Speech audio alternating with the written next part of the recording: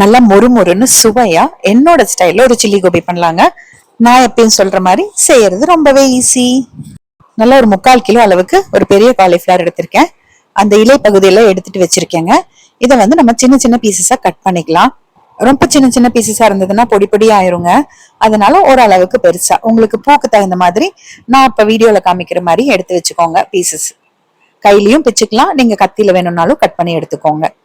ரொம்பவும் பெருசா இல்லாம ரொம்பவும் சின்னதா இல்லாம எடுத்துக்கோங்களேன். ஒரு பாத்திரத்துல 1 அல்லது 1.5 லிட்டர் அளவுக்கு தண்ணி எடுத்துக்கோங்க. அது உங்க காயை பொறுத்து அதிகமா இல்ல கம்மியா எடுத்துக்கோங்க. ஒரு 1/2 ஸ்பூன் அளவுக்கு உப்பு சேர்த்துக்கோங்க. தண்ணி கொஞ்சம் நல்லா சூடானதுக்கு அப்புறமா நம்ம இந்த வெட்டி எடுத்து வச்சிருக்க காலிஃபிளவர் பீசஸ உள்ள சேர்த்துடலாம். தண்ணி கொதிக்கிற வரைக்கும் விடுங்க. தண்ணி ஒரே கொதி வந்த உடனே அடுப்பை ஆஃப் பண்ணிருங்க. இது எதுக்கு இந்த ப்ராசஸ் பண்றது அப்படின்னா, இதுல பாதி வெந்துருங்க. அது போக சின்ன சின்ன புழு பூச்சி இருந்தாலும் இந்த காலிஃபிளவர்ல இருக்கிறது வெளியில வந்துடும். அடுப்பு ஆஃப் பண்ணிட்டு ஒரு 10 நிமிஷம் அப்படியே வச்சிருங்க. சுடுதண்ணிலே இருக்கட்டும். அதுக்கப்புறமா அந்த காலிஃபிளவர் பீசஸை மட்டும் எடுத்துக்கோங்க. மத்த காய் கழுவுற மாதிரி காலிஃபிளவர்ல இருக்கிற தண்ணியை அப்படியே வடிக்க வேண்டாம். ஏன்னா பூச்சி புழு ஏதாவது இருந்ததுன்னா அப்படியே தங்கிருங்க காயோடவே. இப்ப பாத்தீங்கன்னா ஒரு 10-12 பல் பூண்டு, 2 துண்டு இஞ்சி, இதை வந்து நான் மிக்சியில கொஞ்சம் தண்ணி ஊத்தி நைஸா அரைச்சு எடுத்துக்கிறேங்க. உங்ககிட்ட இஞ்சி பூண்டு பேஸ்ட் இருந்ததுன்னா நீங்க இதை அரைக்கிறதுக்கு பதிலா 2 ஸ்பூன் இஞ்சி பூண்டு பேஸ்ட் சேர்த்துக்கோங்க. இப்ப நம்ம எடுத்து வச்ச காயோட இந்த இஞ்சி பூண்டு அரைச்சதையும் உள்ள சேர்த்துடலாங்க. இப்ப இது கூட பாருங்க, நான் குட்டி கப், இது ஒரு 50 கிராம் கப் இருக்குங்க. இந்த கப்பு நிறைச்சு கார்ன்ஃபிளவர் சேர்க்கிறேன். அதே கப்ல 3/4 கப் அளவுக்கு அரிசி மாவு சேர்க்கிறேன். கார்ன்ஃபிளவர் அரிசி மாவு தான் நான் சேர்க்கிறேன். நீங்க வேணும்னா ஒரு 2 ஸ்பூன் மைதா கூட சேர்த்துக்கோங்க. நான் சேர்க்கல. நல்லா 2 டீஸ்பூன் நிறைச்சு மிளகாய்த்தூள், 1 ஸ்பூன் அளவுக்கு பொடி உப்பு சேர்க்கிறேன்.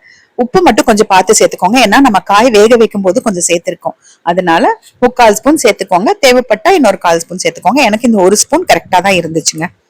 லைட்டா 2 தடவை தண்ணி தெளிச்சு விட்டு அப்படியே பெசரி எடுத்துக்கோங்க. நிறைய தண்ணி இருந்தா எண்ணெயும் அதிகமா இருக்கும், மசாலாவும் சரியா அந்த காயோட ஒட்டாது.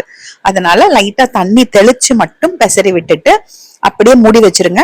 ஒரு 1/2 மணி நேரத்துல இருந்து 1 மணி நேரம் வரைக்கும் ஊறட்டும். நீங்க காலையிலேயே மிக்ஸ் பண்ணி வச்சுட்டு மத்தியானம் சாப்பிடும் போது பொரிச்சுக்கலாங்க. இப்ப நான் சாப்பிடும்போது ஒரே ஒரு முட்டை ஜஸ்ட் மேல ஓபன் பண்ணிட்டு அந்த வெள்ளை கருவை மட்டும் இது கூட சேர்க்கிறேன். முட்டை சேர்க்கறது எதுக்கு அப்படின்னா, அந்த மசாலா வந்து அந்த காயில இருந்து பிரிஞ்சு போகாம இருக்குங்க எண்ணெயில போடும்போது. நீங்க வெஜிடேரியனா இருந்தா முட்டை வேண்டாம்னு தோணுச்சுன்னா நீங்க அப்படியே நம்ம பெரட்டி வச்சிருக்கோம் பாருங்க, அப்படியே எண்ணெயில போடலாம். என்ன கொஞ்சம் லைட்டா அந்த அந்த மசாலா பிரிஞ்சு வரும், அவ்வளவுதானே ஒழிய வேற எதுவும் இல்லை, வித்தியாசம் இல்லை. முட்டை சேர்த்தினதுக்கு அப்புறமா லைட்டா பெசரி விட்டுக்கோங்க. ரொம்ப அழுத்தி பெசஞ்சோன்னா காய் உடஞ்சிரும்.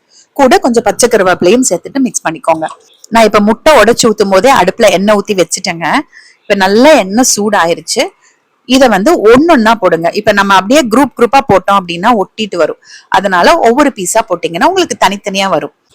முட்டை சேர்த்திருக்கோம் பாருங்க, அதனால எல்லாமே அப்படியே ஒண்ணு சேர்ந்து வந்துடும். அதனால ஒவ்வொரு பீஸா போட்டு நல்லா ஹை ஃபிளேம்லயே வச்சுக்கலாம். ஏன்னா காலிஃபிளவர் வந்து நம்ம ஏற்கனவே தண்ணியில ஒரு கொதி விட்டுருக்கோம். அது போக எண்ணெயிலே வெந்துருங்க, ரொம்ப சீக்கிரம் வெந்துரும் இந்த காய். 2 பக்கம் வெந்ததுக்கு அப்புறமாவும் 1 நிமிஷம் விடுங்க. கொஞ்சம் நல்லா மொறுமொறு ஆனதுக்கு அப்புறமா எடுத்துக்கோங்க. அவ்வளவுதான். தண்ணி அதிகமா இல்லாம பிசைஞ்சிருந்தீங்க அப்படின்னா எண்ணெய் அதிகம் குடிக்காதுங்க. தண்ணி அதிகமா இருந்ததுன்னா கண்டிப்பா எண்ணெய் குடிக்கும்.